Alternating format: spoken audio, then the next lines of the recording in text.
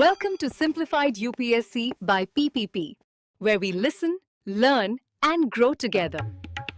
Detailed lecture notes in English and Hindi, plus practice questions for prelims and mains, only on our Telegram channel. Link in description. Like and subscribe for more. Simplified UPSC by PPP में आपका स्वागत है। आज हम NCERT की class 12 भूगोल की किताब India dot people and economy के अध्याय 8 पर बात करेंगे। विनिर्माण उद्योग यानी मैन्युफैक्चरिंग इंडस्ट्रीज। नमस्कार। हाँ, मैन्युफैक्चरिंग इंडस्ट्रीज ये शब्द सुनने में शायद थोड़ा भारी लगे, पर असल में ये हमारी रोजमर्रा की जिंदगी से जुड़ा है। बिल्कुल। मैन्युफैक्चरिंग आखिर है क्या?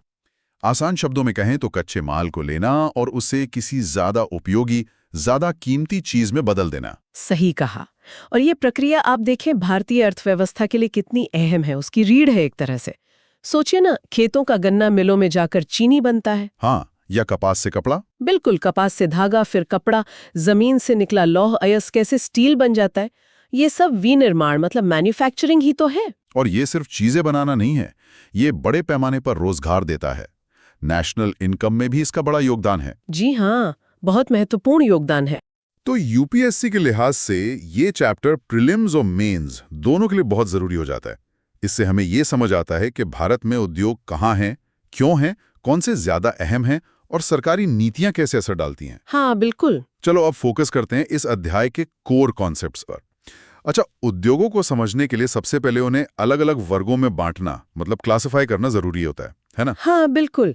क्लासिफिकेशन से हमें उनकी प्रकृति, उनका पैमाना, साइज, कौन मालिक है, ये सब समझने में आसानी होती है। तो सबसे आम क्लासिफिकेशन क्या है? जैसे एक तो है आकार मतलब साइज, कितना पैसा लगा है, कैपिटल इन्वेस्टमेंट, और कितने लोग काम कर रहे हैं, लेबर फोर्स, इसके आधार पर। हाँ, जैसे बड़े उद्योग, छोटे उद्योग। जी, इसमें आते हैं बड़े पैमाने के उद्योग यानी लार्ज स्केल, फिर मीडियम, फिर स्मॉल स्केल, और वो बिल्कुल छोटे कुटीर उद्योग, कॉटेज इंडस्ट्रीज। अच्छा, और फिर ये भी होता है कि उद्योग चला कौन रहा है, मतलब ओनरशिप के आधार पर। सही कहा, ओनरशिप।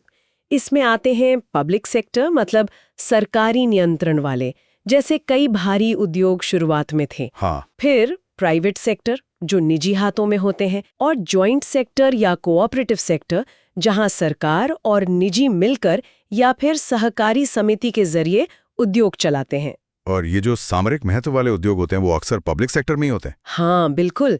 देश की सुरक्षा या बुनियादी जरूरतों से जुड़े उद्योग अक्सर सरकार अपने पास रखती है। अच्छा, फिर उत्पादों के उपयोग के आधार पर भी क्लासिफिकेशन है शायद, यूज ऑफ प्रोडक्ट्स। जी हाँ, जैसे बेसिक गुड्स इंडस्ट्रीज जो दूसरी इंडस्ट्रीज के लिए एक तरह से कच्चा माल बनाते हैं, लोहा इस्पात इसी में आएगा। ठीक है। फिर कैपिटल गुड्स इंडस्ट्रीज जो मशीनें और औजार बनाती हैं। इंटरमीडिएट गुड्स जो किसी और चीज को बनाने में बीच में काम आते हैं। और आखिर में कंज्यूमर गुड्स मतलब वो चीजें जो सीधे हम और आप इस्तेमाल करते हैं, जैसे कपड़ा, चीनी, साबुन वगैरह। हाँ बिल्कुल, ये सब कंज्यूमर गुड्स हैं। लेकिन शायद सबसे ज्यादा सुनने में आता है कच्चे माल, रॉ मटेरियल्स के आधार पर क्लासिफिकेशन। हाँ, वो बहुत आम है। इसमें प्रमुख है कृषि आधारित एग्रीकल्चर बेस्ड जैसे चीनी या सूती वस्त्र, वन आधारित फॉरेस्ट बेस्ड जैसे कागज उद्योग, और खनिज आधारित जी मिनरल बेस्ड जैसे सीमेंट या एल्यूमिनियम उद्योग। और एक और है वो उद्योग जो दूसरी इंडस्ट्रीज से मिले संसाधित कच्चे माल मतलब इंडस्ट्रियली प्रोसेस्ड रॉ मटेरियल्स का इस्तेमाल करते हैं। अच्छा। और तैयार माल की प्रकृति नेचर ऑफ मैन्युफैक्चर्ड प्रोडक्ट्स के आधार पर भी तो होता है, जैसे इंजीनियरिंग, केमिकल। हाँ बिल्कुल, मेटलर्जिकल हो गया, mechanical engineering, chemical, textile, food processing, ये सब इसी में आते हैं। और वो एक और टर्म आता है कभी-कभी, फुटलूज इंडस्ट्रीज। ये क्या है? हाँ, फुटलूज इंडस्ट्रीज। ये वो दिलचस्प उद्योग हैं जिनकी लोकेशन किसी खास कच्चे माल या बाजार पर उतनी निर्भर नहीं करती। वो कहीं भी लग सकते हैं, जैसे सॉफ्टवेयर या इलेक्ट्रॉनिक्स के कुछ हिस्से। बिल्कुल, ये इसके अच्छे उदाहरण हैं। इन्हें ट्रांसपोर्टेशन की उतनी चिंता नहीं होती। ठीक है, तो ये तो हो गई क्लासिफिकेशंस की बात। Let's quickly recap the takeaways. Mains takeaway: understanding these classifications by size, ownership, raw material, product use is crucial for analyzing the structure, distribution and challenges of India's industrial sector in mains answers. Prelims takeaway. Key terms to remember are large, medium, small cottage industries, public private joint cooperative sectors, basic capital intermediate consumer goods, classification based on raw materials, agri forest mineral based, and the concept of footloose industries. तो ये तो समझ आ गया कि उद्योग कितने तरह के होते हैं, लेकिन अब असली सवाल कोई उद्योग किसी खास जगह पर ही क्यों लगता है, मतलब लोकेशन क्यों महत्वपूर्ण है। ये क्रिटिकल मीन्स पर्सपेक्टिव है। हाँ, ये बहुत अहम सवाल है। देखिए, इसका सबसे बड़ा कारण है कच्चा माल, रॉ मटेरियल्स, खासतौर पर उन उद्योगों के लिए जो वजन घटाने वाले मतलब वेट लूजिंग कच्चे माल का इस्तेमाल करते हैं। वेट लूजिंग मतलब प्रक्रिया में वजन कम हो जाता है। हाँ बिल्कुल, प्रक्रिया के दौरान जिनका वजन काफी कम हो जाता है, ऐसे उद्योगों को कच्चे माल के स्रोत के पास ही लगाना फायदेमंद होता है, ट्रांसपोर्ट का खर्च बचता है। अच्छा, जैसे चीनी मिलें, वो गन्ना उत्पादक क्षेत्रों के पास लगती हैं, क्योंकि गन्ने को दूर ले जाएं तो उसमें रस, सुक्रोज कंटेंट कम हो जाता है। बिल्कुल सही, वजन भी घटता है और क्वालिटी भी। इसी तरह पल्प इंडस्ट्री लकड़ी के स्रोत के पास मिलेगी, कॉपर स्मेल्टिंग तांबे के अयस्क के पास, और पिग आयन बनाने वाले प्लांट भी अयस्क के पास ही होते हैं। और लोहा और इस्पात उद्योग, आयरन एंड स्टील इंडस्ट्री, उसमें तो देखिए लौह अयस्क, आयरन ओ और कोकिंग कोयला, कोकिंग कोल, दोनों ही भारी भी हैं और वेट लूजिंग भी। हाँ सही। इसीलिए आप देखेंगे कि ये प्लांट या तो कोयला क्षेत्रों के पास हैं, जैसे बोकारो, दुर्गापुर, या फिर लौह अयस्क भंडारों के पास, जैसे भद्रावती, भिलाई, राउरकेला। टिस्को जमशेदपुर का उदाहरण लें तो उसे नोआमुंडी और बादाम पहाड़ से लौह अयस्क मिल जाता है, और झरिया या पश्चिम बोकारो से कोयला। कितनी सही लोकेशन चुनी गई थी। बिल्कुल स्ट्रेटेजिक लोकेशन थी। इसी तरह ISCO जो बर्नपुर, हीरापुर, कुल्टी में है, वो दामोदर घाटी कोयला क्षेत्रों के करीब है। भिलाई प्लांट को दल्ली राजहरा खदानों से अयस्क और कोरबा या करगली कोयला क्षेत्रों से कोयला मिलता है। अच्छा, लेकिन अगर कच्चा माल शुद्ध हो, प्योर जिसे कहते हैं, जैसे कपास जिसका वजन कम नहीं होता प्रक्रिया में। हाँ, अगर कच्चा माल प्योर है तो फिर लोकेशन तय करने में दूसरे कारक ज्यादा अहम हो जाते हैं। और हाँ, एक और बात, जो कच्चा माल जल्दी खराब होने वाला होता है, पेरिशेबल, जैसे फल या दूध, उन पर आधारित उद्योग भी स्रोत के पास ही लगाने पड़ते हैं। कच्चे माल के अलावा और क्या जरूरी है? बिजली, पावर? हाँ बिल्कुल, शक्ति या पावर मतलब ऊर्जा। उद्योगों को चलाने के लिए बिजली या कोयला तो चाहिए ही। राउरकेला प्लांट को देखिए, उसे हीराकुंड परियोजना से सस्तीपन बिजली मिल जाती है। ये एक बड़ा फैक्टर है। और बाजार, मार्केट, तैयार माल को बेचना भी तो है। जी हाँ, तीसरा अहम कारक है बाजार। तैयार माल को उपभोक्ताओं तक पहुंचाना होता है। आजकल तो बाजार की निकटता, प्रॉक्सिमिटी टू मार्केट, का महत्व शायद और भी बढ़ गया है, खासकर कंज्यूमर गुड्स के लिए। हाँ, जैसे सूती वस्त्र उद्योग, कॉटन टेक्सटाइल इंडस्ट्री। बिल्कुल, ये इसका अच्छा उदाहरण है। कपास भले ही प्योर कच्चा माल है, लेकिन बाजार ही तय करता है कि किस डिजाइन का, किस क्वालिटी का कपड़ा बनाना है। इसलिए आप देखेंगे कि कई नई मिलें बड़े शहरी बाजारों के पास लग रही हैं। सही। और फिर पूंजी, परिवहन, श्रम, कैपिटल, ट्रांसपोर्ट, लेबर। हाँ, ये भी जरूरी है। मुंबई, चेन्नई, कोलकाता जैसे शहर शुरुआत में बंदरगाह थे, ट्रांसपोर्ट नोड्स थे, इसलिए वहां उद्योग लगे। बाद में जब रेलवे का विकास हुआ तो उद्योग अंदरूनी इलाकों तक भी फैले। और लेबर, कुशल श्रम, स्किल्ड लेबर की उपलब्धता तो भारत में हमेशा से एक मजबूत पक्ष रहा है।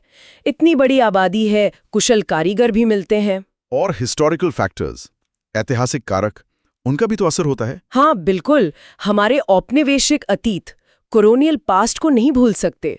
मुंबई, कोलकाता, चेन्नई जैसे पोर्ट शहर शुरुआती औद्योगिक केंद्र बने क्योंकि अंग्रेजों ने उन्हें विकसित किया। जबकि हमारे पारंपरिक केंद्र जैसे मुर्शिदाबाद, ढाका, सूरत पिछड़ गए। जी हाँ, ब्रिटिश माल से प्रतिस्पर्धा और उनकी भेदभावपूर्ण नीतियों के कारण उनका पतन हुआ। और आखिर में सरकार की भूमिका, इंडस्ट्रियल पॉलिसी। हाँ, इंडस्ट्रियल पॉलिसी लोकेशन पर गहरा असर डालती है।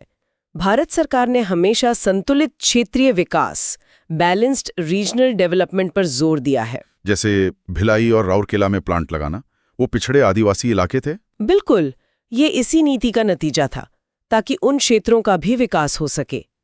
सरकार आज भी पिछड़े इलाकों में उद्योग लगाने के लिए कई तरह के प्रोत्साहन, इंसेंटिव्स देती है। तो मतलब लोकेशन कोई एक चीज तय नहीं करती, कई चीजों का मेल होता है। बिल्कुल, एक डायनामिक इंटरप्ले है। Main takeaway, industrial location isn't decided by one factor, but a dynamic interplay of many. Raw materials, weight losing versus pure, perishability, power availability, market access, transport costs, labor skills, capital, historical context like colonialism, and significantly government policies aiming for balanced regional growth or promoting specific sectors. Prelims. Takeaway. Remember the key factors: raw material types, power sources, market proximity, transport networks, historical nodes like Mumbai, Kolkata, Chennai, labor availability, skilled, unskilled, capital, historical influences, colonial impact, and industrial policy tools like incentives for backward areas. Examples like sugar mills near sugarcane, steel plants near iron coal, Bhilai, Rourkela, Tisco, and the cotton textile industry's shift towards markets illustrate these factors in action. चलिए अब भारत के कुछ प्रमुख उद्योगों पर थोड़ी विस्तार से बात करते हैं जिनका जिक्र एनसीईआरटी में है। शुरुआत करते हैं लोहा और इस्पात उद्योग से, आयरन एंड स्टील इंडस्ट्री। इसे तो बेसिक इंडस्ट्री कहते हैं ना? जी हाँ, बिल्कुल। बेसिक इंडस्ट्री आधारभूत उद्योग, क्योंकि ये दूसरी कई इंडस्ट्रीज जैसे मशीनें बनाने वाली, ऑटोमोबाइल, निर्माण, इन सबको कच्चा माल मतलब स्टील मुहैया कराता है। इसके मुख्य कच्चे माल क्या हैं? लोहा कोयला तो है ही। हाँ, लौह अयस्क, कोकिंग कोल, चूना पत्थर, डोलोमाइट, मैंगनीज और फायर क्ले।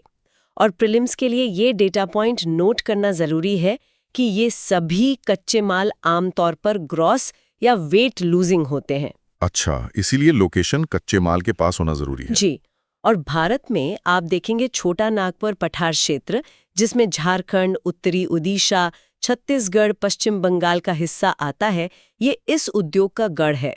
क्यों, वहाँ क्या खास है? क्योंकि यहाँ उच्च कोटि का लौह अयस्क जैसे हेमेटाइट और अच्छी गुणवत्ता वाला कोकिंग कोयला दोनों काफी मात्रा में और पास पास मिलते हैं। ये एक बहुत बड़ा एडवांटेज है। इस उद्योग में दो तरह के प्लांट होते हैं ना, इंटीग्रेटेड और मिनी। हाँ बिल्कुल, बड़े इंटीग्रेटेड स्टील प्लांट्स होते हैं जो कच्चे माल से लेकर मतलब अयस्क गलाने से लेकर तैयार स्टील बनाने तक सब कुछ एक ही जगह करते हैं। और फिर मिनी स्टील मिल्स भी हैं जो मुख्यतः स्क्रैप आयरन मतलब पुराने लोहे का इस्तेमाल करते हैं और अक्सर किसी खास तरह का स्टील बनाते हैं। पुराने प्लांट्स में तो टिस्को, आईएसको, वीएसएल आते हैं। जी, टिस्को जमशेदपुर में, आईएसको बर्नपुर में और वीएसएल भद्रावती कर्नाटका में ये आज़ादी से पहले के प्रमुख प्लांट हैं। और आज़ादी के बाद पब्लिक सेक्टर में काफी लगे। हाँ, आज़ादी के बाद दूसरी पंचवर्षीय योजना में सार्वजनिक क्षेत्र में कई बड़े प्लांट लगाए गए, अक्सर विदेशी सहयोग से। जैसे राउरकेला ओडिशा में जर्मनी के सहयोग से, भिलाई छत्तीसगढ़ में रूस के सहयोग से, सही, दुर्गापुर पश्चिम बंगाल में ब्रिटेन के सहयोग से और बोकारो झारखंड में वो भी रूस के सहयोग से। ये सब इंटीग्रेटेड प्लांट्स थे। और बाद में भी तो लगे विशाखापट्टनम। जी हाँ, बाद में विशाखापट्टनम आंध्र प्रदेश में देश का पहला पोर्ट आधारित प्लांट लगा। फिर विजयनगर कर्नाटक में स्वदेशी तकनीक से बना। सैलम तमिलनाडु में भी एक स्पेशल स्टील प्लांट है। ठीक है, अब आते हैं सूती वस्त्र उद्योग पर, कॉटन टेक्सटाइल इंडस्ट्री। ये तो भारत का बहुत ही पुराना उद्योग है। हाँ, बहुत पुराना और पारंपरिक उद्योग। प्राचीन काल में, मध्यकाल में भारत अपने महीन सूती कपड़ों जैसे ढाका की मलमल, मसलिन के लिए पूरी दुनिया में मशहूर था। तब यह ज्यादातर एक कुटीर उद्योग, कॉटेज इंडस्ट्री के रूप में था। इसके विकास के क्या कारण थे भारत में? कई कारण थे। एक तो भारत की जलवायु उष्णकटिबंधीय है, ट्रॉपिकल क्लाइमेट, तो यहाँ सूती कपड़े पहनने में आरामदायक होते हैं, डिमांड हमेशा रहती है। हाँ, ये तो है। दूसरा, भारत में बड़ी मात्रा में अच्छी क्वालिटी का कपास, कॉटन उगाया जाता था, कच्चा माल उपलब्ध था। और तीसरा, हमारे पास कुशल कारीगर, स्किल्ड वीवर्स, बुनकरों की एक बहुत पुरानी और समृद्ध परंपरा थी। और कच्चा माल, कपास, वो तो प्योर रॉ मटेरियल है, वजन कम नहीं होता। हाँ, ये महत्वपूर्ण बात है। कपास एक शुद्ध नॉन वेट लूजिंग कच्चा माल है, इसलिए फैक्ट्री कहीं भी लगाई जा सकती थी। कच्चे माल के स्रोत के पास होना उतना जरूरी नहीं था। तो फिर लोकेशन के लिए दूसरे कारक ज्यादा जरूरी हो गए होंगे। जैसे बाजार, कुशल श्रम, पूंजी, बिजली। बिल्कुल, यही हुआ। इसीलिए पहली आधुनिक सूती मिल 1854 में मुंबई में लगी, जो एक बड़ा पोर्ट था जहां से निर्यात भी हो सकता था और पूंजी भी उपलब्ध थी। फिर अहमदाबाद में मिलें लगी, जो कपास क्षेत्र के करीब था और वहां व्यापारिक समुदाय भी था। स्वदेशी आंदोलन से भी इसे काफी बढ़ावा मिला था, है ना? जी हाँ, स्वदेशी आंदोलन ने भारतीय मिलों को बहुत प्रोत्साहन दिया। आज ये उद्योग काफी विकेंद्रीकृत है, डिसेंट्रलाइज्ड। मतलब पहले जहां ये मुंबई, अहमदाबाद जैसे कुछ केंद्रों में सिमटा था, अब लगभग हर राज्य में फैला हुआ है। लेकिन प्रमुख उत्पादक राज्य अभी भी वही हैं, महाराष्ट्र, गुजरात, तमिलनाडु। हाँ, महाराष्ट्र, गुजरात और तमिलनाडु आज भी प्रमुख उत्पादक राज्य हैं। लेकिन पश्चिम बंगाल, उत्तर प्रदेश, कर्नाटक, पंजाब में भी ये उद्योग काफी महत्वपूर्ण है। और प्रमुख केंद्र कौन से? अहमदाबाद तो है ही। हाँ, अहमदाबाद, जिसे भारत का मैनचेस्टर भी कहते थे। फिर मुंबई के आसपास भिवंडी, शोलापुर, कोल्हापुर, नागपुर महाराष्ट्र में, इंदौर, उज्जैन मध्य प्रदेश में, कानपुर उत्तर प्रदेश का सबसे बड़ा केंद्र है, कोयंबटूर तमिलनाडु में बहुत महत्वपूर्ण है, और हुगली क्षेत्र पश्चिम बंगाल में। काफी फैला हुआ है ये उद्योग। अब बात करते हैं चीनी उद्योग की, शुगर इंडस्ट्री। ये तो पूरी तरह कृषि आधारित है। जी हाँ, एग्रो बेस्ड इंडस्ट्री है और इसका कच्चा माल गन्ना, शुगर केन, जैसा हमने पहले बात की, वजन घटाने वाला, वेट लूजिंग भी है और जल्दी खराब होने वाला, पेरिशेबल भी। इसीलिए मिलें गन्ना क्षेत्रों के पास ही होती हैं। बिल्कुल, गन्ने को काटने के 24 घंटे के अंदर पेरना होता है, वरना चीनी की मात्रा कम हो जाती है। और ये एक मौसमी उद्योग भी है, सीजनल इंडस्ट्री, क्योंकि गन्ने की कटाई और पेराई साल के कुछ महीनों, लगभग 4 से 7 महीने ही होती हैं। भारत दुनिया में चीनी का एक बड़ा उत्पादक है और परंपरागत रूप से यूपी सबसे बड़ा उत्पादक रहा है। हाँ, उत्तर प्रदेश देश का सबसे बड़ा गन्ना और चीनी उत्पादक राज्य रहा है, पर हाल के वर्षों में, जैसा आपने इशारा किया, इसमें थोड़ा बदलाव आया है। कहाँ शिफ्ट हो रहा है उद्योग? दक्षिण की तरफ। जी हाँ, हाल के वर्षों में ये उद्योग दक्षिण भारत के राज्यों, खासकर महाराष्ट्र और साथ ही कर्नाटक, तमिलनाडु की ओर ज्यादा बढ़ा है। महाराष्ट्र अब अक्सर सबसे बड़ा उत्पादक बन जाता है। इसका क्या कारण है? दक्षिण में ऐसा क्या है? इसके कई कारण हैं। एक तो दक्षिण में, खास तौर पर महाराष्ट्र और तमिलनाडु के कुछ इलाकों में प्रति हेक्टेयर गन्ने की पैदावार ज्यादा है। दूसरे, वहां के गन्ने में सुक्रोज की मात्रा, मतलब मिठास, थोड़ी ज्यादा होती है। अच्छा। और तीसरा, वहां समुद्री प्रभाव के कारण पेराई का मौसम, क्रशिंग सीजन, थोड़ा ज्यादा लंबा चलता है उत्तर भारत की तुलना में। मिलें ज्यादा दिन चल पाती हैं। ये तो दिलचस्प है। और गन्ने के बाय प्रोडक्ट्स भी तो होते हैं, वो भी जरूरी हैं। 2013 के प्रीलिम्स में इस पर सवाल भी था शायद। हाँ, बिल्कुल जरूरी है। और प्रीलिम्स पर्सपेक्टिव से याद रखना चाहिए, गन्ने की खोई, बगैस, जो रस निकालने के बाद बचता है, उसका इस्तेमाल अब बिजली बनाने में बायोमास फ्यूल के तौर पर खूब हो रहा है। हाँ, मैंने सुना है, को जनरेशन कहते हैं इसे। जी, और जो शीरा निकलता है, मोलासिस, उसका इस्तेमाल एथेनॉल बनाने में होता है, जिसे अब पेट्रोल में मिलाने के लिए बढ़ावा दिया जा रहा है। तो ये बाय प्रोडक्ट्स भी उद्योग को वायबल बनाते हैं। बिल्कुल। अब आते हैं एक और महत्वपूर्ण उद्योग पर, पेट्रोकेमिकल उद्योग, पेट्रोकेमिकल इंडस्ट्री। जी, ये तो आधुनिक जीवन के लिए बहुत जरूरी हो गया है। हाँ, बिल्कुल। इसका कच्चा माल मुख्य रूप से पेट्रोलियम रिफाइनरियों से मिलने वाले उत्पाद है, जैसे नैफ्था। इनसे कई तरह के उत्पाद बनते हैं। जैसे प्लास्टिक? हाँ, प्लास्टिक इसी से बनता है। पेट्रोकेमिकल्स को मोटे तौर पर 4 समूहों में बांटा जाता है। पहला है पॉलीमर्स, जिनसे प्लास्टिक बनता है। दूसरा सिंथेटिक फाइबर्स, जैसे नायलॉन, पॉलिएस्टर। तीसरा इलास्टोमर्स, यानी सिंथेटिक रबर। और चौथा सरफैक्टेंट इंटरमीडिएट्स, जो डिटर्जेंट्स वगैरह बनाने में काम आते हैं। प्लास्टिक और सिंथेटिक फाइबर तो आजकल हर जगह हैं। जी, प्लास्टिक तो पैकेजिंग से लेकर ऑटोमोबाइल, इलेक्ट्रॉनिक्स, हर चीज में इस्तेमाल होता है। भारत में पहला नैफ्था आधारित पेट्रोकेमिकल कॉम्प्लेक्स NOCL 1961 में मुंबई के पास शुरू हुआ था। आज मुंबई, गुजरात में वडोदरा, जामनगर, हल्दिया, बरौनी, मेट्टौर, पिंपरी, रिशरा, ये सब पेट्रोकेमिकल उत्पादन के प्रमुख केंद्र हैं। और सिंथेटिक फाइबर्स, नायलॉन, पॉलिएस्टर, ये भी कपड़ा उद्योग के लिए बहुत जरूरी हो गए हैं, अपनी मजबूती, टिकाऊपन, आसानी से धुलने वाले गुणों के कारण। इनके प्लांट कोटा, पिंपरी, मुंबई, मोदीनगर, पुणे, उज्जैन, नागपुर, उधना जैसी जगहों पर है। एक्रिलिक फाइबर कोटा और वडोदरा में बनता है। लेकिन इनका एक नकारात्मक पहलू भी है, पर्यावरण पर असर, प्लास्टिक खासकर। हाँ, ये एक बहुत बड़ी चिंता का विषय है। प्लास्टिक नॉन बायोडिग्रेडेबल होता है, मतलब आसानी से नष्ट नहीं होता, और इसका कचरा जमीन और समुद्र दोनों में प्रदूषण फैला रहा है। ये पर्यावरण के लिए गंभीर खतरा बन गया है। इसीलिए कई राज्य सरकारें अब सिंगल यूज प्लास्टिक पर रोक लगा रही हैं या उसे डिस्करेज कर रही हैं। जी बिल्कुल, ये जरूरी भी है। हमें इसके विकल्प ढूंढने होंगे और रिसाइकलिंग को बढ़ावा देना होगा। सही कहा। और अंत में एक और उद्योग जो पिछले कुछ दशकों में बहुत तेजी से बढ़ा है, ज्ञान आधारित उद्योग, नॉलेज बेस्ड इंडस्ट्रीज।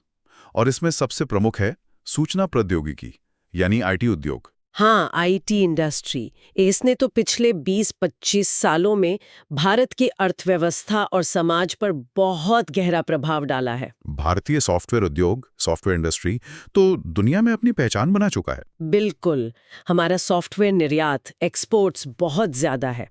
हम दुनिया के लिए सॉफ्टवेयर बनाते हैं। सरकार ने भी इस उद्योग को बढ़ावा देने के लिए काफी काम किया है। देश भर में कई सॉफ्टवेयर टेक्नोलॉजी पार्क्स एसटीपीज स्थापित किए गए हैं। जैसे बैंगलोर, हैदराबाद, पुणे। हाँ, बैंगलोर तो सिलिकॉन वैली ऑफ इंडिया कहलाता ही है। हैदराबाद, पुणे, चेन्नई, दिल्ली एनसीआर, नोएडा, गुड़गांव, मुंबई, कोलकाता, गांधीनगर, तिरुवनंतपुरम, ये सब बड़े आईटी हब बन गए हैं। और ये उद्योग बड़ी संख्या में अच्छे रोजगार भी देता है। जी हाँ, ये उच्च कुशल रोजगार, हाई स्किल जॉब्स पैदा करता है और देश के लिए महत्वपूर्ण विदेशी मुद्रा, फॉरेन एक्सचेंज भी अर्जित करता है। इसका असर दूसरे सेक्टर पर भी पड़ा है, जैसे बैंकिंग, शिक्षा, स्वास्थ्य। बिल्कुल।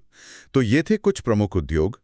अब इनका रिकैप कर लेते हैं। Means takeaway: understanding the characteristics, locational factors, contribution, and challenges of key industries such as iron and steel, basic, resource-linked; cotton textiles, traditional, market shift; sugar, agro-based, regional shift, byproducts; petrochemicals, diverse products, environmental concerns, and IT, knowledge-based, export-oriented, is vital for analyzing India's industrial structure and its evolution. Prelims takeaway: key facts, iron and steel, raw materials ore coal, major plants Tisco, Bhilai, Rourkela, etc. Chota Nagpur region. Cotton textiles, pure raw material, key states MH, GJ, TN, centers Ahmedabad, Mumbai, Kanpur. Sugar, sugarcane, weight losing, seasonal, shift to south, MH, byproducts, bagasse, molasses, remember PYQ. Petrochemicals, naphtha-based groups, polymers, fibers, NOCL, environmental issues. IT, STPs, Bengaluru, Hyderabad, etc. high exports. अब थोड़ा नीतिगत पहलू पर आते हैं। 1991 में भारत ने एक नई औद्योगिक नीति, न्यू इंडस्ट्रियल पॉलिसी अपनाई थी। उसे LPG रिफॉर्म्स भी कहते हैं। लिबरलाइजेशन, प्राइवेटाइजेशन, ग्लोबलाइजेशन, उदारीकरण, निजीकरण और वैश्वीकरण। इसका क्या असर हुआ उद्योगों पर? हाँ, 1991 की नीति एक बड़ा मोड़ थी। इसका मुख्य मकसद था भारतीय अर्थव्यवस्था को दुनिया के लिए खोलना, लाइसेंस राज को खत्म करना और औद्योगिक विकास को तेज करना। तो क्या बड़े बदलाव हुए इसके तहत? कई बड़े बदलाव हुए। सबसे महत्वपूर्ण था औद्योगिक लाइसेंसिंग, इंडस्ट्रियल लाइसेंसिंग को लगभग खत्म कर देना। मतलब अब उद्योग लगाने के लिए सरकार से लंबी चौड़ी इजाजत लेने की जरूरत बहुत कम रह गई। केवल कुछ सामरिक या पर्यावरण की दृष्टि से संवेदनशील उद्योगों को छोड़कर। इससे उद्योग लगाना आसान हो गया होगा। जी हाँ। दूसरा बड़ा कदम था विदेशी तकनीक, फॉरेन टेक्नोलॉजी, और विदेशी प्रत्यक्ष निवेश, फॉरेन डायरेक्ट इन्वेस्टमेंट FDI के लिए दरवाजे खोलना, ताकि नई टेक्नोलॉजी आए और पूंजी भी। अच्छा, और प्राइवेटाइजेशन, निजीकरण? हाँ, सार्वजनिक क्षेत्र, पब्लिक सेक्टर की भूमिका को सीमित किया गया। पहले कई उद्योग सिर्फ सरकारी कंपनियों के लिए आरक्षित थे, उनकी संख्या बहुत कम कर दी गई और कई सरकारी कंपनियों में हिस्सेदारी बेचना, डिसइन्वेस्टमेंट की प्रक्रिया शुरू हुई। FDI के लिए ऑटोमेटिक रूट भी शुरू किया गया था? जी, कई सेक्टरों में विदेशी निवेश के लिए ऑटोमेटिक रूट लाया गया, जिससे प्रक्रिया और सरल हो गई। व्यापार नियमों को आसान बनाया गया, आयात निर्यात पर लगे प्रतिबंध कम किए गए। और लोकेशन पॉलिसी पे क्या असर हुआ? औद्योगिक अवस्थिति नीतियां, इंडस्ट्रियल लोकेशन पॉलिसीज भी उदार बनाई गईं। हालांकि पर्यावरण कारणों से बड़े शहरों के बिल्कुल पास प्रदूषण फैलाने वाले उद्योगों को लगाने पर कुछ पाबंदियां जारी रहीं, उन्हें हतोत्साहित किया गया। और नए क्षेत्र भी खोले गए निजी कंपनियों के लिए, जैसे माइनिंग, टेलीकॉम। हाँ, खनन, दूरसंचार, सड़क निर्माण, बिजली उत्पादन जैसे कई नए क्षेत्र निजी कंपनियों के लिए खोल दिए गए, जिनमें पहले सरकार का ही एकाधिकार था। तो इन सब सुधारों का कुल मिलाकर असर कैसा रहा? क्या एफडीआई उतना आया जितनी उम्मीद थी? और क्या इसका फायदा सब जगह बराबर पहुंचा? देखिए, असर तो काफी हुआ। औद्योगिक उत्पादन बढ़ा, कंपैरेटिवनेस बढ़ी, उपभोक्ताओं को बेहतर उत्पाद और कीमतें मिली। एफडीआई आया भी, लेकिन शायद उतना नहीं जितनी उम्मीद थी, और अप्रूव्ड और एक्चुअल एफडीआई में हमेशा एक गैप रहा। और उसका वितरण कहाँ गया ज्यादातर निवेश? हाँ, ये एक बड़ी समस्या रही। जो निवेश आया उसका वितरण बहुत असमान, अनइवन रहा। ज्यादातर निवेश वहीं गया जो राज्य पहले से ही औद्योगिक रूप से ज्यादा विकसित थे, जैसे महाराष्ट्र, गुजरात। बिल्कुल, महाराष्ट्र, गुजरात, दिल्ली, एनसीआर, कर्नाटक, तमिलनाडु, इन्हीं राज्यों में ज्यादातर एफडीआई आया। एक अनुमान के मुताबिक महाराष्ट्र और गुजरात को ही मिलाकर करीब 40% या उससे भी ज्यादा निवेश मिला। और यूपी, बिहार, ओडिशा जैसे राज्यों का क्या हुआ? उत्तर प्रदेश जैसे इतने बड़े राज्य या बिहार, ओडिशा, मध्य प्रदेश जैसे पिछड़े राज्यों को बहुत कम हिस्सा मिला। और उत्तर पूर्वी राज्यों, नॉर्थ ईस्टर्न स्टेट्स की बात करें तो उन्हें तो 1% से भी कम निवेश मिल पाया। तो इसका मतलब ये हुआ कि एलपीजी सुधारों ने कहीं ना कहीं क्षेत्रीय असमानताओं, रीजनल डिस्पैरिटीज को और बढ़ा दिया। हाँ, ये कहा जा सकता है। ये एक चिंता का विषय रहा है। जहाँ एक तरफ इन सुधारों से ओवरऑल ग्रोथ बढ़ी, वहीं दूसरी तरफ इसने अमीर और गरीब राज्यों के बीच की खाई को शायद थोड़ा और चौड़ा कर दिया। तो ये एक महत्वपूर्ण पहलू है जिसे ध्यान में रखना होगा। Let's summarise the takeaways on LPG. Mains takeaway. The 1991 New Industrial Policy (LPG) reforms aimed to accelerate growth through delicensing, attracting FDI, and reducing public sector dominance. While it boosted overall industrial activity and opened new sectors, a key consequence highlighted in Main's answers should be the aggravation of regional disparities, with investment concentrating in already developed states. Prelims takeaway. Key terms: LPG, liberalization, privatization, globalization; New Industrial Policy, 1991; delicensing, FDI, foreign direct investment; automatic route for FDI; reduced role of public sector; disinvestment. Crucially, remember the issue of regional disparities in FDI inflow, concentration in MH, JJ, TN, etc. ये सारे उद्योग, ये नीतियां, ये कारक मिलकर भारत के अलग-अलग हिस्सों में कुछ खास इलाकों को औद्योगिक केंद्रों के रूप में विकसित करते हैं। इन्हें हम औद्योगिक प्रदेश, इंडस्ट्रियल रीजन्स कहते हैं। एनसीईआरटी में कुछ प्रमुख प्रदेशों का जिक्र है। क्या हम उन पर एक नजर डाल सकते हैं? जरूर। सबसे पहले बात करते हैं मुंबई, पुणे प्रदेश की। ये शायद देश का सबसे महत्वपूर्ण और विविध औद्योगिक क्षेत्र है। इसका विकास कैसे हुआ? मुंबई पोर्ट तो था ही। हाँ, मुंबई बंदरगाह, फिर उसके पीछे कपास उत्पादक क्षेत्र होने से सूती वस्त्र उद्योग पनपा। बाद में स्वेज नहर खुलने से इसका महत्व और बढ़ा। फिर आज़ादी के बाद यहाँ पेट्रोकेमिकल्स, इंजीनियरिंग, दवा और अब आईटी और फाइनेंशियल सर्विसेज का जबरदस्त विकास हुआ है। पुणे भी इसमें शामिल है। ठीक है, अब पूर्वी भारत में चलते हैं। हुगली प्रदेश, कोलकाता, हावड़ा के आसपास। जी, इसका विकास भी ऐतिहासिक है। हुगली नदी पर बंदरगाह, पास में जूट उत्पादक क्षेत्र होने से जूट उद्योग यहाँ का मुख्य आधार बना। साथ ही दामोदर घाटी के कोयला क्षेत्र और छोटा नागपुर के खनिज भंडारों से भी इसे मदद मिली। आज वहाँ क्या मुख्य उद्योग हैं जूट के अलावा? जूट अभी भी है, हालांकि पहले जैसा नहीं रहा। अब यहाँ इंजीनियरिंग, रसायन, दवा, चमड़ा, कागज जैसे कई और उद्योग भी हैं। दक्षिण में बेंगलोर, तमिलनाडु प्रदेश का जिक्र जरूरी है। ये तो बहुत तेजी से उभरा है। हाँ, आजादी के बाद ये बहुत तेजी से विकसित हुआ। यहाँ पारंपरिक सूती वस्त्र उद्योग तो था ही, साथ में भारी इंजीनियरिंग जैसे भेल त्रिची में, मशीन टूल्स एचएमटी बेंगलोर में लगे, और पिछले 2-3 दशकों में तो आईटी उद्योग ने बैंगलोर को ग्लोबल मैप पर ला दिया। चेन्नई एक बड़ा ऑटोमोबाइल और इंजीनियरिंग हब है। कोयम्बटूर टेक्सटाइल और इंजीनियरिंग के लिए जाना जाता है। सही। पश्चिम में गुजरात प्रदेश भी बहुत महत्वपूर्ण है, अहमदाबाद वडोदरा वाला क्षेत्र। जी, ये अहमदाबाद वडोदरा से लेकर दक्षिण में सूरत और वलसाड़ तक फैला है। यहाँ सूती वस्त्र उद्योग पारंपरिक रूप से बहुत मजबूत रहा है, लेकिन अब पेट्रोकेमिकल्स वडोदरा, जामनगर, दहेज, फार्मास्यूटिकल्स, डेयरी उद्योग आनंद, हीरे की पॉलिशिंग सूरत और इंजीनियरिंग उद्योग भी बहुत महत्वपूर्ण हो गए हैं। कांडला और दूसरे बंदरगाहों ने भी मदद की है। और भारत का खनिज हृदय स्थल छोटा नागपुर प्रदेश? बिल्कुल, ये मुख्य रूप से खनिज आधारित उद्योगों का केंद्र है। यहाँ भारी मात्रा में कोयला, लौह अयस्क, बॉक्साइट, मैंगनीज वगैरह मिलता है। इसीलिए यहाँ लोहा और इस्पात के बड़े प्लांट्स हैं।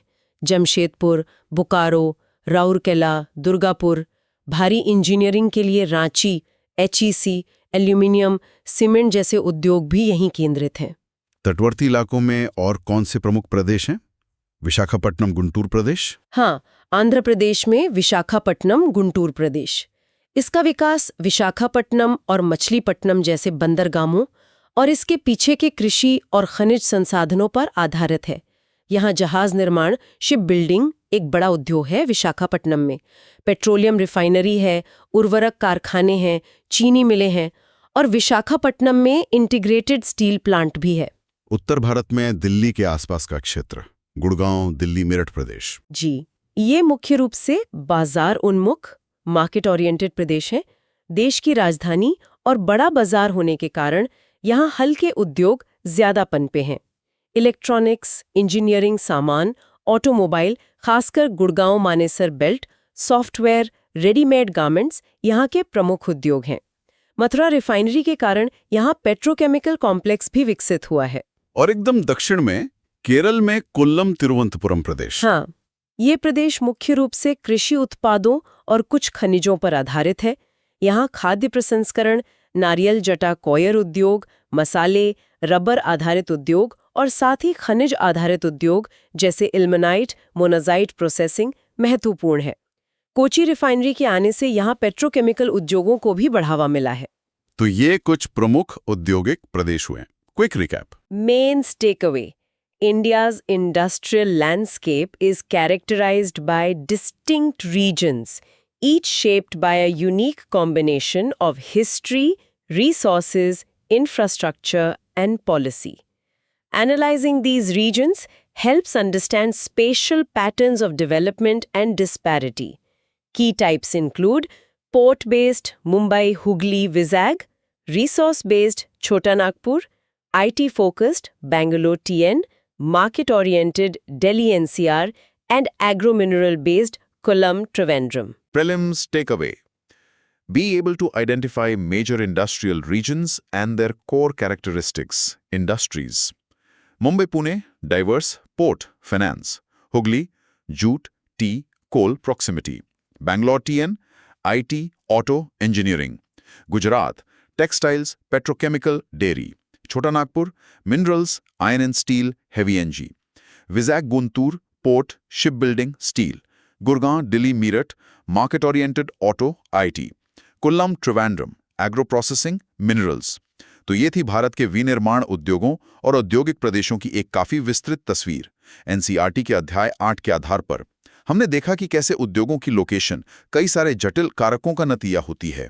हाँ, कच्चे माल की प्रकृति से लेकर सरकारी नीतियों, परिवहन, बाजार, श्रम और ऐतिहासिक संदर्भ तक सब कुछ भूमिका निभाता है।